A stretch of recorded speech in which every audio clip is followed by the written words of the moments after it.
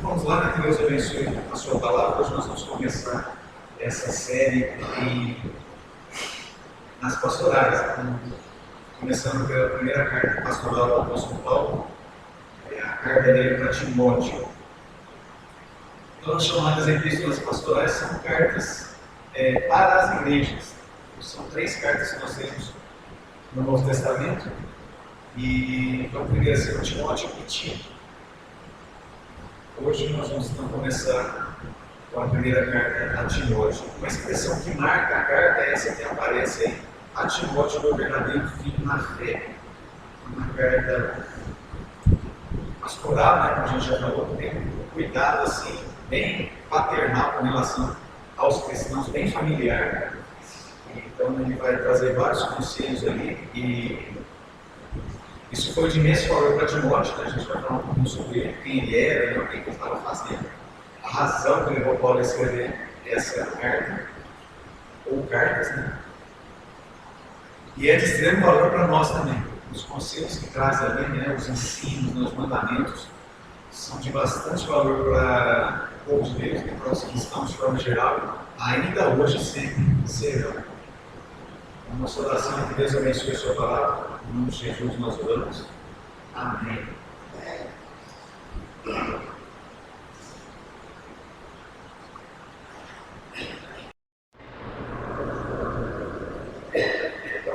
Inicialmente, algo que nós podemos dizer acerca de Timóteo é recebendo o bom exemplo e dando o bom exemplo.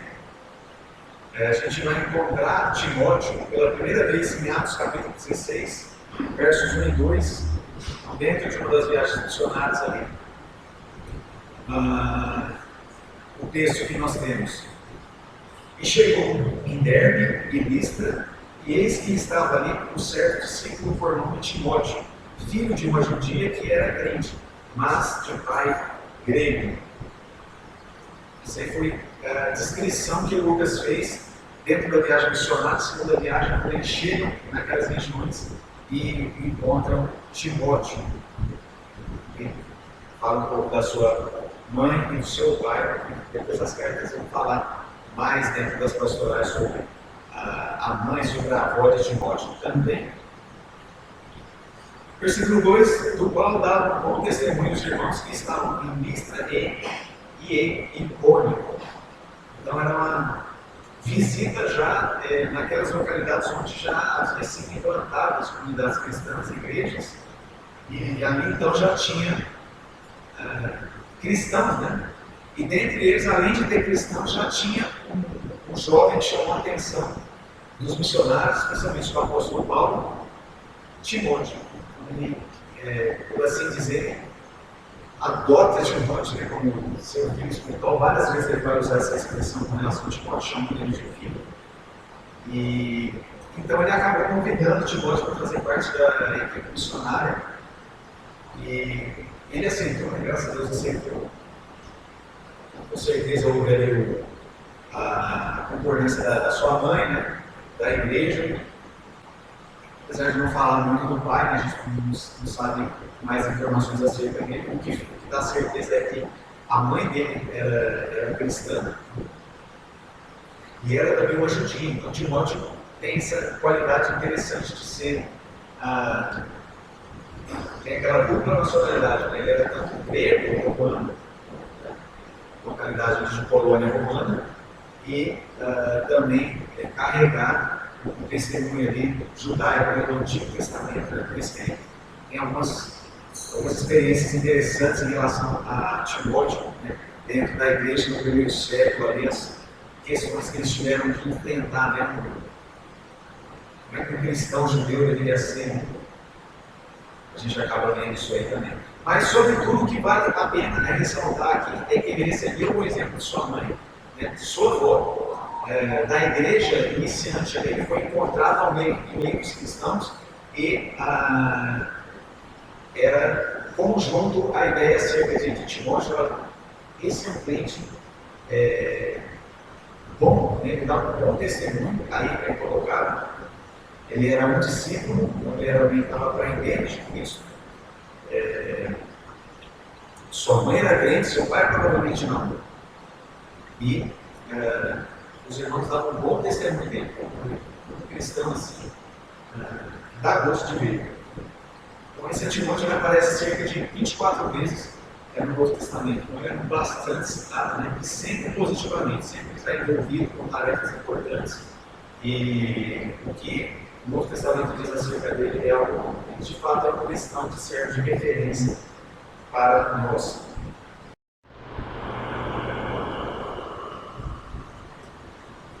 Então, nosso título para hoje, né? Versículo 19, essa expressão que é tirada desse verso aí, conservando a fé e a boa consciência, a qual alguns, rejeitando, fizeram um naufrágio na fé. Isso é interessante para você afundar, naufragar, né? Fracassar na fé. Certo? Então, nosso título para hoje, saindo desse versículo 19, é conservando a fé e a boa consciência. É o nosso título também. Nosso tema, e o objetivo vem logo abaixo. Né? Quais seriam esses elementos que foram falados aqui? Fé e consciência. Como é que o texto vai falar disso para nós? Vai falar de fé e vai falar de consciência. Não há uma separação entre as coisas. A gente vai ver que consciência e fé andam juntas. Mas, então, nossa pergunta principal ficaria a seguinte, né? Como é que esses elementos, né, boa consciência e fé, nos impedem de naufragar na fé? Vamos tentar responder a isso, então. Então, em 5 pontos, o que nós podemos dizer em primeiro lugar? Para que a gente não fracasse na fé e consiga construir uma boa consciência, uma fé saudável, nós precisamos começar tendo uma correta visão de Deus. Então, verso 1 e 2 vem dizer a introdução que Paulo faz na carta, mas olha aí o que ele já deixa logo na introdução. Verso 1, Paulo, apóstolo de Jesus Cristo, segundo o mandato de Deus, nosso Salvador, e do Senhor Jesus Cristo, esperança nossa. Já chega deixando aí uma expressão teológica bastante interessante. Os apóstolos eram elementos essenciais da igreja, recém-nascida ali, dando os primeiros passos no primeiro século. E o evento apostolado era algo que era particular do mandato de Deus. Era Deus que mandava a existência dos apóstolos. Ele chama Deus de nosso Salvador e acrescenta a pessoa de Jesus Cristo ali como sendo a esperança nossa. Ele chama o Pai e o Filho, para assim dizer, Deus, nosso Salvador, e o Senhor Jesus Cristo, esperança nossa. E no verso 2, então, ele dá o endereço da carta, ou destinatário, né? A Timóteo, um verdadeiro filho na fé. Graça, misericórdia e paz da parte de Deus, nosso Pai, e da de Cristo Jesus, nosso Senhor. Então, a gente pode observar que ele entrega para Timóteo esses elementos aí essenciais, né, acerca da salvação e também do trabalho de Timóteo com a igreja.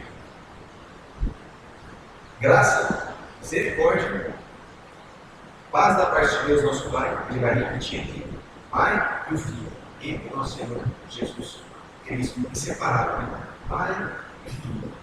Pai e Filho. Essa é a doutrina cristã saudável, correta. Parece até chover no olhar falar sobre isso, mas você deve conhecer expressões que separam o filho do pai. Pessoas talvez querendo matar a Deus e desviam o filho. Então, não está chegando a lugar, esse não é o evangelho. Olha o que ele coloca aí. Um pai e filho sempre, de modo inseparável, trabalhando juntos. Então, notou a expressão dele no versículo 2, Timóteo, meu verdadeiro filho na fé. Alguém renascido em Jesus Cristo, por intermédio do seu testemunho. É sempre difícil falar do seu testemunho, que nunca é um testemunho único, né? Deus leva alguém à conversão normalmente em um conjunto, né, de pessoas, né, de cristãos que vão influenciando, né, aquela pessoa para a conversão.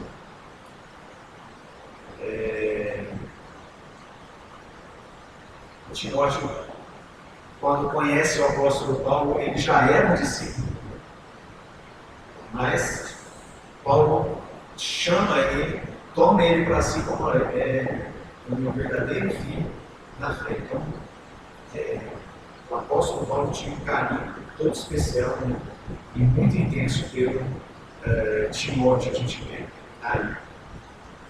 Isso deve ser valioso para nós, deve ser algo da nossa busca também, né? Esse tipo de consideração em relação a cristãos, né? Procurar incentivar um discipulado de valor que forma cristãos sérios, como nós vemos na pessoa de Timóteo. E por que ele era alguém assim? Ele era alguém, com certeza, que tinha uma correta visão de Deus, uma visão proveniente das Escrituras. Onde é que ele conheceu a Deus? Não foi pela sua experiência, né? Ou pela fala desse ou daquele, foi pela palavra de Deus. Né? E contando com a ajuda da igreja e do apóstolo Paulo, ali naquele período. Isso deve falar conosco, né? Nós buscarmos ter uma correta visão de Deus. Onde é que a gente vai ter uma visão de Deus? Aqui. Falsos mestres que a gente leu no verso anterior ali, eles eram mestres no quê? No distorcer da palavra de Deus.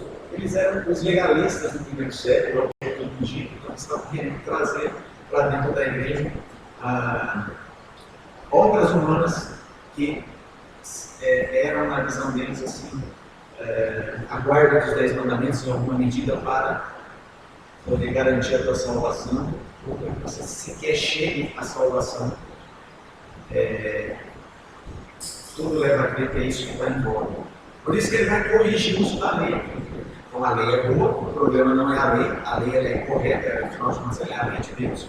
Se alguém usa dela legitimamente, então o que ele vai dizer? Verso 9. Sabendo isso, que a lei não é feita para os justos, mas para os injustos e obstinados, para os ricos e pecadores, para os profanos e religiosos, para os parricidas e matricidas, para os homicidas. Então, para quem que é a lei? Para os maus, para os infiéis ainda, para aqueles que não receberam ainda o amor do Evangelho para serem salvos. Eles não abraçaram o amor de Deus, não aceitaram o amor de Deus para a sua própria redenção.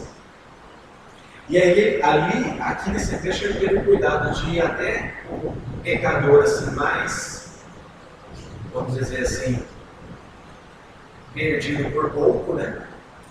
Até aquele que está perdido assim, em trevas absolutas, né? Aquele que está assim, em trevas de menor intensidade, mas está perdido de qualquer forma. Até aquele que está assim, beirando aquela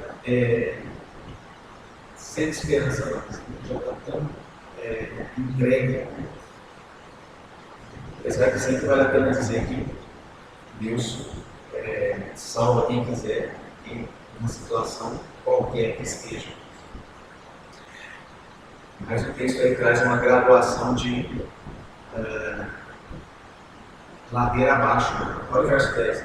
Para os devassos, para os sodomitas, para os roubadores de homens, para os mentirosos, para os perjuros, para o que for contrário à sã doutrina.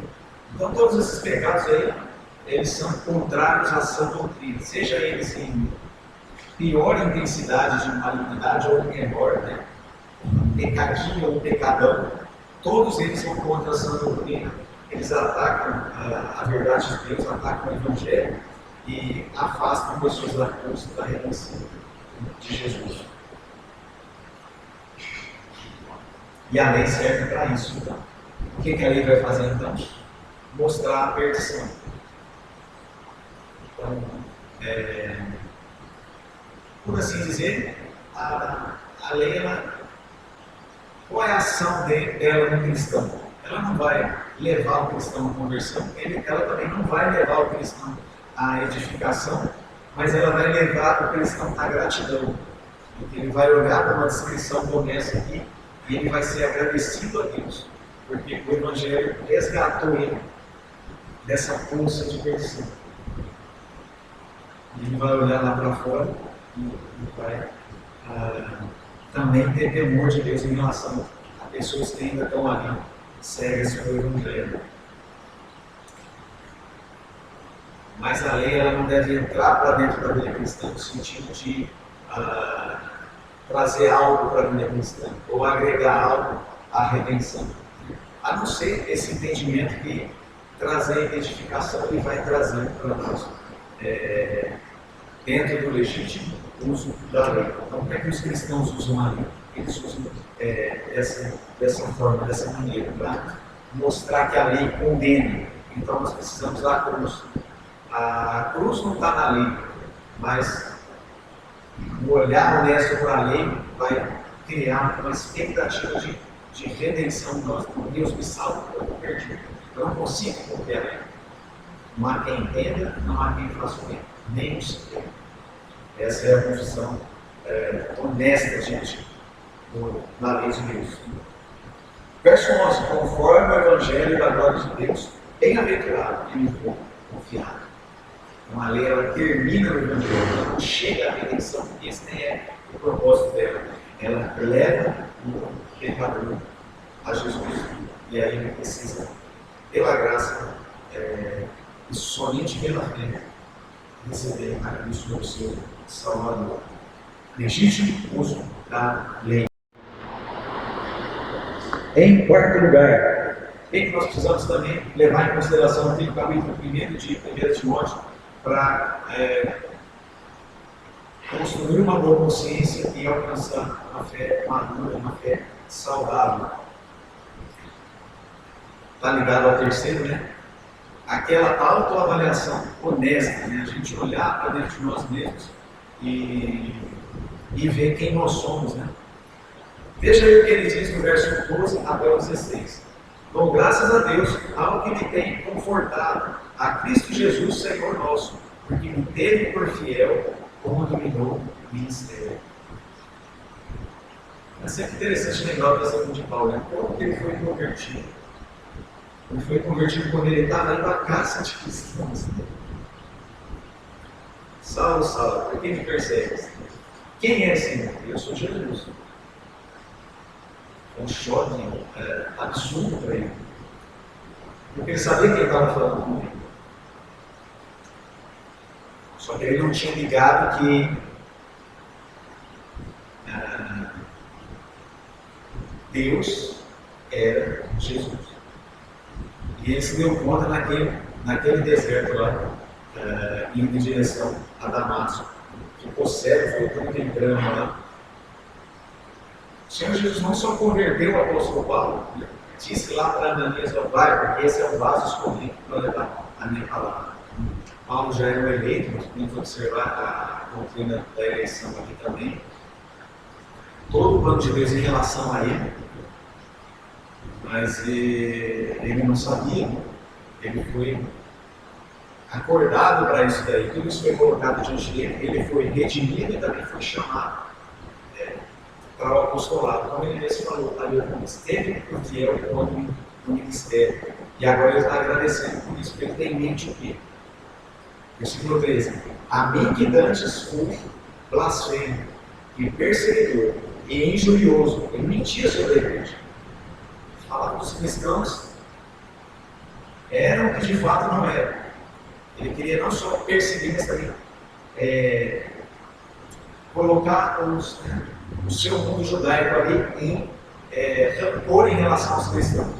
Depois ele passou para dentro da igreja e passou a sofrer o rancor que ele mesmo semeou. Isso eu fiquei injurioso. Mas alcancei misericórdia, porque eu fiz ignorantemente, na incredulidade. Essa é uma autoavaliação honesta. Ele está confessando, tintim por tintim, o mau comportamento dele em relação à fé cristã no passado. Será que a gente também teve um mau comportamento em relação a Jesus antes dele ter nos redimido? Eu tive misericórdia. Inclusive ele fala aí, né? Alcancei misericórdia. Versículo 14. E a graça de nosso Senhor superabundou com a fé e amor que há em Cristo Jesus. Esses dois elementos que ele fala aqui. Então, eu era essa pessoa horrível, ele está dizendo. Eu alcancei misericórdia porque aquilo era a incredulidade. Eu estava morto, né, nos meus pecados, então não conseguia enxergar a verdade. Deus teve que tirar as escamas. Né? E aí no verso 14, quando ele fala da graça, né? A graça de Deus ter superado isso tudo, né? Toda essa perdição que havia no apóstolo Paulo, antes de Saulo, né? E a fé e amor que é em Cristo Jesus. Tudo isso há em Cristo Jesus. Essa é a ideia. A graça é de Deus, a fé é de Deus, o amor é dele também. Tudo isso vem a nós em Cristo Jesus. Por Jesus Cristo. Nada é a gente que faz, gente. Tudo vem dele. E é para ele. O 15 olha o que ele fala. Esta é uma palavra fiel, essa é uma sentença para chamar a atenção. Então, olha o que ele vai dizer. E digna de toda aceitação, que Cristo veio ao mundo para salvar os pecadores, dos quais eu sou o principal. Cristo veio ao mundo para salvar os pecadores. Os pecadores. Essa sentença, teologicamente, é tão exata. Tem ali. Cristo veio ao mundo salvar pecadores. E falando pessoalmente dele, ele poderia ter falado de outra pessoa qualquer aqui, né? Ter escolhido algum outro assim. Pelo menos ela veio salvar pecadores e escolhido outro para ser principal, mas ele escolheu ele. Eu sou o principal. E esse deve ser uma referência para nós também. Então, a gente não conhece a perversidade, né? O coração de qualquer outra pessoa que já aceitou ou ainda vai receber o Evangelho, mas a gente conhece o nosso. Então, o que Paulo está ensinando aqui é aquela autoavaliação. Quanto mais precisa for a consciência do nosso estado de perdição, mais nós vamos ser gratos à redenção do céu. Alguém que acha que era alguém moralmente bom, né? Que Jesus era só a cereja no bolo dele, né? Que já estava assim, uma vida quase perfeita, a pessoa não vai ser grata o suficiente pela redenção. Há até de questionar se ali realmente teve redenção. Porque a redenção é isso aí. Cristo veio salvar não boas pessoas, não pessoas que precisavam só de um petelecozinho para passar para o céu. Não, pecadores. E eu sou o principal deles. Verso 16. Mas por isso eu alcancei misericórdia, para que em mim, que sou o principal, Jesus mostrasse toda a sua humanidade. E foi algo que realmente o pessoal falava lá em Damasco mesmo, né? Depois da Paulo, engraçado, ele teve uma experiência cristã imediata naquela comunidade, naquela igreja lá em Damasco, na Síria, que ele tinha ido perseguido. Depois de toda aquela confusão que teve, né, ele foi passar um tempo sozinho no deserto, depois ele volta para lá de novo. E o que se falava acerca de Paulo era o seguinte: ó, aquele que veio perseguir agora defende a fé que ele quis matar há não muito tempo atrás. E alguns cristãos tinham medo dele, não queria conversa com Paulo, estava assim, será mesmo que é uma mulher? Mas em relação a Jesus, Paulo não tinha dúvida, né?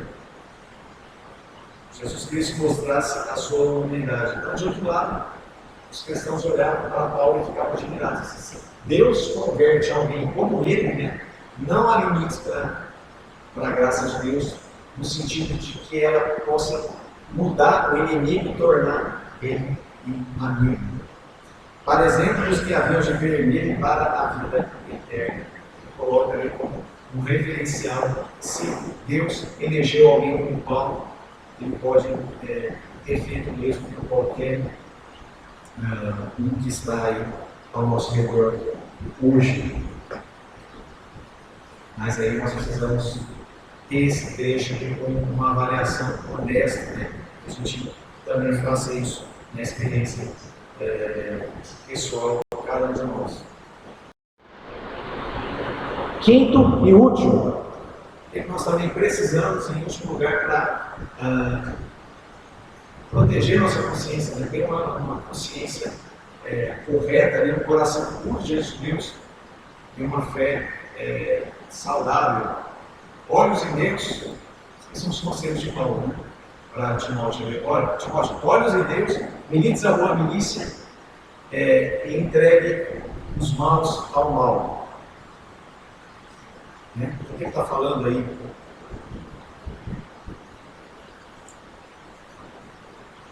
Então vamos lá. Verso 17.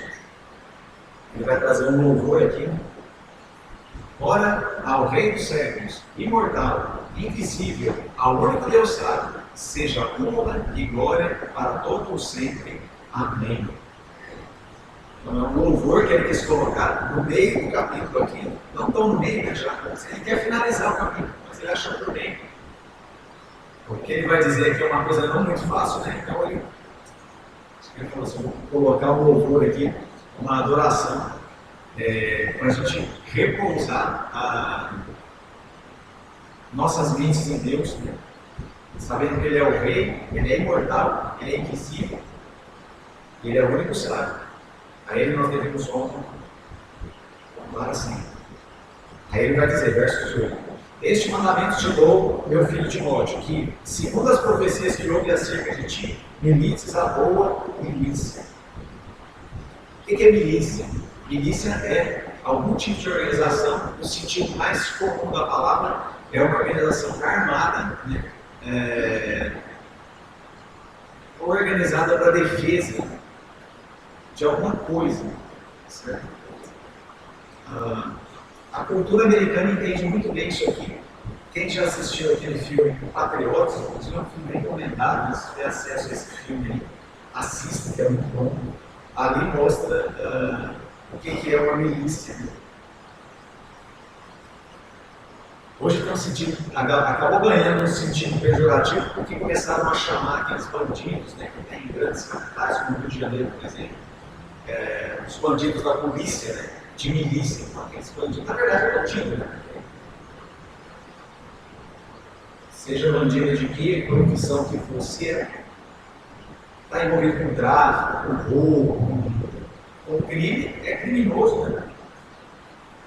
Então acabou trazendo para nós quando fala, mas olha só, uma palavra que está no Novo Testamento é que Paulo inclusive aconselhou, né, mandou o Timóteo que ele fizesse, que ele encarasse o ministério dele na igreja como uma milícia, né? Então ele era um militante, também tem um sentido pejorativo hoje, né, negativo, porque a gente tem as militâncias ideológicas, né, dentro das escolas, a gente fala com os defensores de ideias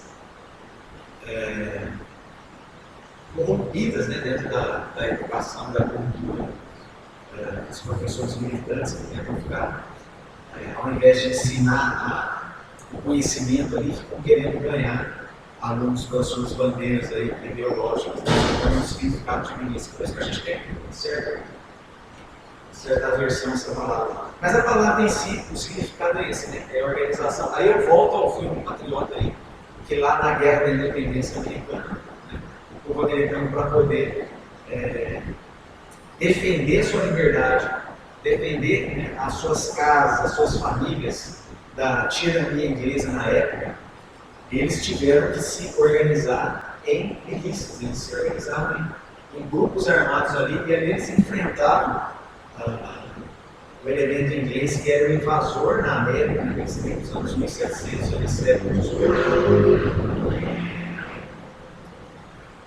Então a milícia ali deles queria defender o quê? Queria defender até a sua igreja. Eles também tinham começado, tinham trazido a sua fé da Europa para a América. Então ali eles tinham sua vida ali na América do Norte, né? Recém começando. E eles se organizaram individualmente para lutar com toda a sua força, colocar sua vida naquele risco, muitos morreram. Muitos pais de família deixaram famílias órfãs ali. Mas conquistaram a liberdade para os seus filhos. Né? Até hoje a gente como um país referência em liberdade. Hoje já está bastante prejudicado, né? Mas ainda muita gente que mora em lugares que não tem liberdade, né? Tem desejo de ir para lá. Então, quando Paulo fala para Timóteo militar a boa milícia, era nesse sentido, né? Timóteo, lute com todas as suas forças para manter a fé cristã pura, né? E livre dos enganos, né? Livre do falso ensino, livre do falso evangelho. E é aí onde ele fala o versículo que foi principal para nós, né? Por que Timóteo deveria se ver como um soldado de milícia? Por que ele deveria assim, investir toda a sua alma naquilo? Versículo 19. Fazendo isso, ele ia conservando a fé e a boa consciência, a qual alguns rejeitando fizeram naufrágio na fé. Cristão, se você não for um bom soldado de milícia, e aqui a milícia é a igreja, a igreja é uma milícia de Deus nesse mundo. Inclusive, ela é mal vista. Não porque a gente é mal, porque a gente não tem nada a ver com aquele sentido perverso de milícia que eu acabei de definir aqui, que são os criminosos, que são os que estão fazendo jogos de educação, os militantes aí, ideológicos. Não, a gente é militante na doutrina das Escrituras, na fé cristã, em Jesus. Então é isso que a gente luta para manter o que é dito no verso 19. Conservar uma fé devida, a fé que Deus nos deu para a salvação, ela veio pura de Deus, mas a gente precisa conservar ela desse modo. Senão ela pode descambar para outros caminhos, né? Uma boa consciência, eu entender no meu intelecto que, olha, eu estou entendendo as escrituras corretamente. Eu consigo identificar um ensino torcido que vem bater na minha porta e tentar ganhar lugar dentro da minha fé. Então, eu não vou encaixar isso na fé pura que Deus me deu. Isso aqui eu vou rejeitar. Vou olhar para lá. Isso aqui não faz parte, né? Então, isso é ter uma boa consciência. Também identificar o mal.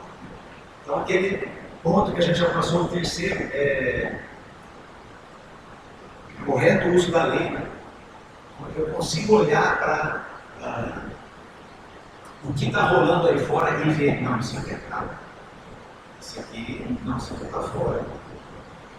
Isso aqui não pode vir para dentro, não. Isso é ter uma boa consciência, certo? Isso aqui é tão difícil. Parece fácil a gente ler aqui, mas isso é bem difícil. E, sobretudo, no ambiente que Timóteo estava lidando. E aparece aqui também. Porque se a gente não for, se nós não formos bons soldados na milícia de Deus aqui, para guardar nossa casa, guardar nossa igreja nesse sentido, vai vir um naufrágio na fé. Vai afundar. Aí acontecem as duas coisas. Ou a igreja de fato morre e encontra o seu fim, ou ela vai migrar para qualquer outra coisa que honestamente não, às vezes não vai nem merecer ter um nome de igreja. E ele dá um exemplo aqui de pessoas que tinham naufragado na fé. Também vou chamar Paulo de politicamente incorreto, né? Mas ele chamou os exemplos ali pelo nome, né? Isso deve ter causado Isso aí deve ter tido alguma significância na experiência lá de Timóteo, da igreja de Éfeso, porque essas pessoas aí que ele menciona, né, Himeneu e Alexandre, fazer o quê? Foram exemplos de pessoas que naufragaram na fé. O naufrágio deles foi. Naufrágio, né? O que sobra no naufrágio? Não sobra nada. O Titanic lá naufragou. Foi perda total. Por isso que é grave essa mensagem do primeiro capítulo aqui da carta de Paulo a Timóteo. Cuidado, né? Cuide da boa consciência, cuide da fé. Porque se não for feito assim, você naufraga e há uma perda, né, irreparável. Então, o caso, ele deixa esses dois exemplos aí para mostrar Himeneu e Alexandre, os quais foram entregues a Satanás para ter a não blasfemar. O que é essa expressão? Essa expressão aqui não é nada mais, nada menos do que lá o Mateus 18, a disciplina do Evangelho. Se não ouvir a igreja, eu considero como incrédulo. E é, por vezes, uma condição pior do que a do incrédulo, porque o incrédulo mesmo, quando ele vê a beleza de Jesus, ele se maravilha pela redenção. Que bom que Deus tem a redenção para mim. Mas no caso do naufragante na fé, né, o Evangelho para ele já se tornou algo assim, corriqueiro, né? Não tem mais aquele impacto, né, de Evangelho. Para que elas aprendam a não blasfemar. É também a passagem lá de 1 Coríntios, né, daquele exemplo lá terrível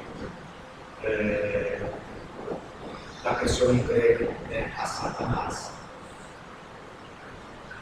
Então, ponto 5, o último terminando, para que tudo isso seja evitado, olhos em Deus, a vida cristã é uma milícia. Então, se você não tinha pensado nisso ainda, olha, tem vida, você faz parte de uma milícia, né? E eles vão te olhar assim, ó, né? Mas, olha, não precisa falar isso para as pessoas, né? Porque isso vai causar um susto. Isso é para você, né? Para você ver daquela forma, dessa forma aí. Você está numa guerra, né? Então, Ruth era bem pintada, né? Milícia, boa milícia, certo? E os maus, e ali é mal comum mesmo, né? Então, os maus, para que a igreja não naufrague na fé, põe eles para fora. Às vezes não precisa nem pôr eles para fora, porque eles vão para fora mesmo. Larga eles lá fora. Não queira ficar, mas assim, e eles reclamam, né? Eles conversam com algum deles assim, eles falam assim, mas a igreja não é mais como era, o pastor abraçado, não sei o quê, sabe? Eles têm um jeitinho melindroso assim de. Os ministros de Deus estão domingo após domingo no culto, né? Abraçando a igreja com a palavra de Deus, que é um abraço melhor do que isso. Não é que você gostar do meu abraço físico, né? Esse aqui é um abraço físico. Esse aqui é o pastor que vai e pega a ovelha ferida. A palavra faz tudo isso. Então, para terminar, um exemplo aí de Lutero, né, no Concílio de Worms. Isso aí aconteceu em 18 de abril de 1521. Ele foi colocado diante daquele concílio ali, que tinha os homens mais poderosos do seu tempo ali. O imperador do Sacro Império Romano estava lá. Onde está uma imagenzinha do filme. Desculpa. Ficou escuro aqui. Enquanto está Lutero nesse cantinho, ele está em pé aqui. Ele está perante o imperador do Sacro Império Romano. Então, com medo de morrer, né? Ele poderia realmente morrer ali, dependendo do que ele falasse. Ele foi instigado, ele cobrado dele que ele rejeitasse todos os seus ensinos e voltasse atrás e falasse assim, não, a fé católica romana está certa. Ou a fé medieval. Era aquele conjunto, né? Qual que era a grande birra de Lutero? Né? A venda das indulgências, né? Uma salvação vendida. Ele não tinha um problema com a igreja como um todo. Ele queria que a igreja colocasse os enganos para fora. Né? Então, essa frase que ele disse ali, ele foi chamado a negar as coisas assim, ele falou que não ia negar. Aí colocaram ele contra a parede e ele falou assim: não, tem para pensar. Aí ele pensou uma noite, pediu para responder no outro dia pela manhã. No outro dia ele foi trazendo a audiência de novo e eles não tinham mais paciência, eles queriam sim ou não. E aí então vem as palavras de Lutero. Né? A não ser que eu esteja convencido pelo testemunho das Escrituras ou por uma clara razão, pois não confio no Papa, nem apenas em concílios, visto que é bem sabido que eles têm errado frequentemente e se contradizem. Estou preso às Escrituras que tenho citado, e minha consciência é cativa à palavra de Deus. Não posso negar, e não negarei nada, pois não é seguro nem direito ir contra a consciência. Não posso fazer de outro modo. Que Deus me ajude. Amém. Ele engatou uma oração no final ali e disse: Deus me ajude aqui. Levado muito a sério, porque a expectativa ali dos que estavam envolvidos naquilo é de agora ele assinou uma sentença de morte mesmo. Depois ele foi sequestrado, mas ele foi sequestrado pela turma do bem, pela milícia do bem ali, que salvou a pele de Lutero. Imediatamente ele foi escrever o Novo Testamento na língua do seu povo. Mas notou que toda a sentença dele aí está baseada na Escritura, que ele falou que ele não ia negar, porque não era correto agir contra a consciência. Que consciência é essa? É uma consciência convertida. Por isso, desde que a gente acabou de passar, Paulo falou: mantém a boa consciência. Luta por isso, não abre mão disso por nada, conservando a fé e a boa consciência. Que seja aprendendo a palavra de Deus é aquilo. E é difícil, porque às vezes acontece lá no futuro, sabe lá, né? Alguém muito querido resolve ir para um caminho assim contrário, né? A fé que você compartilhou com tanto amor, né? Ali. Não tem jeito. O melhor caminho é continuar no caminho de Deus. É porque qual proveito vai tirar se a gente. Qual proveito tiraria ali se Lutero virasse e falasse assim: tá bom, eu vou negar. Proveito que a vida ia ser a vitória, né? Das trevas da vida. Então agora vamos terminar para valer. Então, a conservação da fé e da boa consciência começa com a correta visão de Deus. Sempre começa com Deus. Se a gente tem uma imaginação incorreta acerca de Deus, não chega a gente vai imaginar essas escrituras. Né? Imaginação é uma forma de falar, mas é o Deus das escrituras que nós devemos visualizar. Né? Então começa com a correta visão de Deus, que a gente só vai aprender através da sua vida, que se revela nas escrituras. Certo? 2. A igreja é a doutrina. Nós carecemos, a gente precisa da igreja e da doutrina cristã. Isso é inseparável. Muita gente já tentou, ainda tenta hoje, eu vou ser igreja fora da igreja. A igreja sou eu. Desculpa, mas não é. Quer dizer, desculpa nada, né? Não é. Igreja é igreja. É um grupo de redimidos ali, reunidos. Igreja invisível, inclusive, é outro conceito, que é todos os redimidos ao longo de toda a história. Que o Senhor vai chamar nos ares, como nós vimos de manhã. Então, aqueles que já não estão mais conosco, Cristo tornará a trazê-los consigo. Depois a igreja vai encontrar com ele nos ares. A igreja que já foi, a igreja que está aqui ainda. E a gente usa a lei, para que serve a lei? Serve para mostrar que o pecador está perdido. Serve para mostrar que o mundo é mau. Contrário a Deus, ele já não é lei. Para isso serve a lei. Ela não serve para dentro da vida cristã. Ela serve para mostrar o Deus Salvador. Aquela autoavaliação honesta, a gente não achar que a gente é bonzinho, que a gente precisava só de um empurrãozinho para entrar no caminho certo. Não, a gente estava na contramão total. Conversão é aquele 180 graus, a gente vira, estava indo para o inferno, vira e começa a ir para o caminho, a verdade, a vida que é Jesus, o céu. E 5, olhos em Deus, esse é mais fácil, vamos falar, olhos em Deus, limites da boa milícia, e os que rejeitam obstinadamente, eles pertencem ao mal. Nossa, é possibilidade, só Deus pode fazer. E orem, né? Orem e conservem a fé e a boa consciência. Deus abençoe a sua palavra. Vamos encerrar com vai se encontrar com Deus. Obrigado por estar aqui mais essa oportunidade. Obrigado pela tua palavra, pelo meu capítulo de 1 Timóteo, que nós possamos cultivar todo o ensino precioso desse primeiro capítulo e também dos demais que vão se seguir na epístola. E que o Senhor renova suas misericórdias sobre nós, com a graça, e continue nos conduzindo na carreira que está proposta para a carreira de cada um de nós, da tua igreja, das nossas famílias, dos nossos filhos, dos nossos pequeninos, que já aprendem desde já caminho da verdade do Evangelho e continue nele para sempre, enquanto cada um de nós. Espero que nos faça uma boa semana, até o próximo dia, em nome do Senhor Jesus Cristo. Amém. Amém, irmãos. Nós estamos à vontade para conhecer a todos.